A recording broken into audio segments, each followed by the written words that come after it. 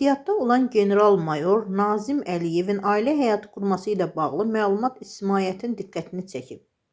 Oxu24.com-un yaydığı xəbərə görə uzun illər hüquq mühafizə orqanlarında çalışmış general özündən təxminən 35 yaş kiçik xanımla ailə həyatı qurub.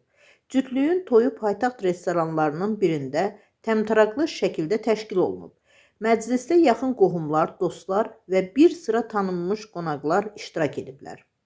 Məlumata əsasən Nazim Əliyevin yeni həyat yoldaşı ilə rəsmi nikahı da məhz toy mərasimində təsdiqlənib. Şənlik yüksək səviyyədə təşkil olunub, musiqili proqram və müxtəlif çıxışlar gecəyə rəqq qatıb. Sosial şəbəkələrdə yayılan görüntülər də qısa müddətdə geniş müzakirələrə səbəb olub.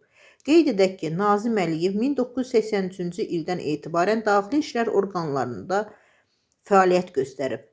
O, xidmət illəri ərzində müxtəlif məsul vəzifələrdə çalışıb, 2011-2020-ci illərdə isə Daxili İşlər Nazirliyinin Polis Akademiyasının rəisi vəzifəsini icra edib.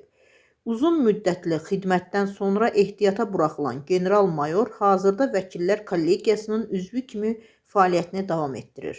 Nazim Əliyevin yenidən ailə qurması cəmiyyət tərəfindən maraqla qarşılanıb və geniş müzakirələrə olunmaqdadır.